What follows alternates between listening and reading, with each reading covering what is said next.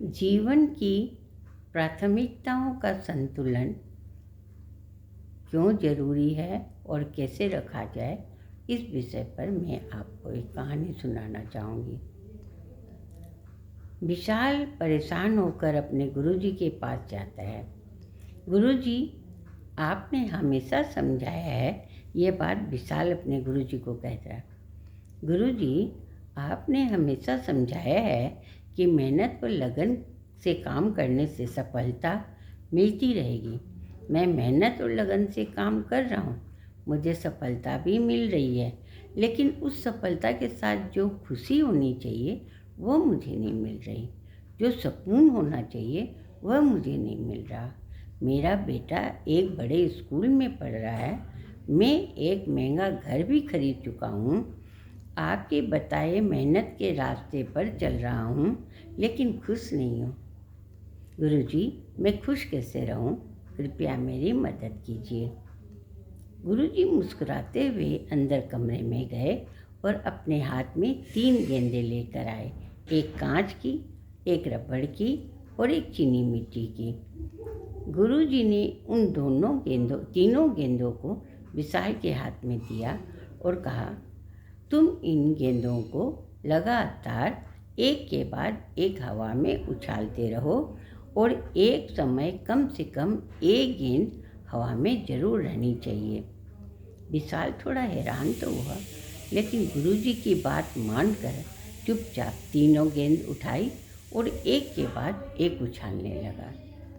कुछ देर तक तो वह बैलेंस बना पाया, लेकिन जल्द ही उसका बैलेंस बिगड़ने लग गया। उसने जैसे तैसे कांच और रबड़ की गेंद तो पकड़ ली, पर चीनी मिट्टी की गेंद पकड़ता तो कोई न कोई गेंद नीचे गिर जाती। अब ऐसे में उसने तेजी से निर्णय लिया और रबड़ की गेंद को हाथ से छोड़कर चीनी मिट्टी वाली गेंद पकड़ ली, क्योंकि वह तीनों बॉलों में सबसे कीमती थी और रबड़ की गेंद नीचे गिर भी जाती तो टूटती नहीं। मतलब रबड़ की गेंद फेंकते हुए उसने कांच की और चीनी मिट्टी की गेंद को बचा के रखा, पर फिर भी वह निराश था कि वह गुरुजी का दिया काम ढंग से नहीं कर पाया। गेंद गिरते ही गुरुजी की ओर लपटा और उसने देखा गुरुजी मुस्कुरा रहे थे। गुरुजी उसके पास आए और उससे पूछे, बेटा, तुमने रबड़ की गेंद को क्यों गिरने दिया? कांच की या चीनी मिट्टी की गेंद को क्यों नहीं? तब विशाल ने गुरुजी से कहा, गुरुजी, चीनी मिट्टी की गेंद वह तो सबसे कीमती थी ना, इसीलिए मैंने उसको पकड़ने की सोची, और कांच की और चीनी मिट्टी की गेंद नीचे गिर जाती, दोनों ही टूट जाती, इसीलिए मैंने दोनों को पकड़ लिया। रबड़ की गेंद तो छोड़ दी क्योंकि ये तो टूटती नहीं, इसीलिए मैंने इसको छोड़ दिया। गुरुजी उसका जवाब सुनते हुए फिर मुस्कुराए और बोले, बेटा, तुमने अपनी समस्या का समाधान खुद ही ढूंढ लिया।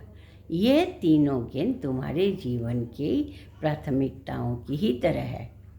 यह चीनी मिट्टी वाली गेंद तुम्हारा परिवार, तुम्हारी सोच, तुम्हारी भावनाओं की तरह है। यह कांच की गेंद तुम्हारा काम, तुम्हारी नौकरी, तुम्हारे पैसे, तुम्हारी सुख सुविधाओं के साधन है। और ये रबड़ की गेंद उन चीज़ों की तरह है जो अगर तुम्हारी ज़िंदगी में ना भी हो तो तुम्हें कोई फ़र्क नहीं पड़ता, तुम आराम से जी सकते हो। जैसे कि तुम्हारा महंगा मोबाइल, महंगी कार, कोई महंगी घड़ी या फिर कोई महंगे शौक। तुमने अपनी ज़िंदगी में कांच की गेंद और रबड़ की गेंद दोनों को महत्व दिया। तुमने एक से एक महंगी चीज़ें इकट्ठा कर ली। भौतिकता की चकाचौंध में तुम इतना खो गए कि अपने परिवार की तरफ, अपने रिश्तों की तरफ, यहाँ तक कि खुद अपने भावनाओं की तरफ भी ध्यान नहीं दिया। इसलिए आज तुम खुश नहीं हो। मेहनत करके आगे बढ़ते रहो, लेकिन अपनी प्राथमिकताओं को स्पष्ट रखो। जब भी मन परेशान हो, जब भी किसी चीज़ को बैलेंस ना कर पाओ, तो मजबूरन न कोई गेंद छोड़नी पड़े तो रबड़ की गेंद को छोड़ दो। खुशियाँ नहीं रुकेगी, पर आज तुम ही नहीं विशाल, ज़्यादातर लोग रबड़ की गेंद को इतना मजबूती से पकड़ के चले हैं कि चीनी और कांच की गेंद उनके हाथ से छूट रही है। काम के पीछे, पैसों के पीछे इतना भी मत भागो कि खुशियाँ पीछे छूट जाए। अपने जीवन की प्राथमिकताओं पर ध्यान देते हुए जीवन के लक्ष्य हासिल करना चाहिए।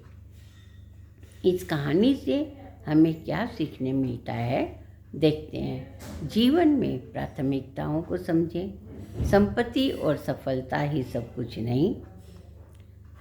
मैटेरियलिस्टिक चीज़ों का त्याग करना सीखें। संतुलन बनाना जरूरी है। सफलता और खुशी का सही अर्थ समझें।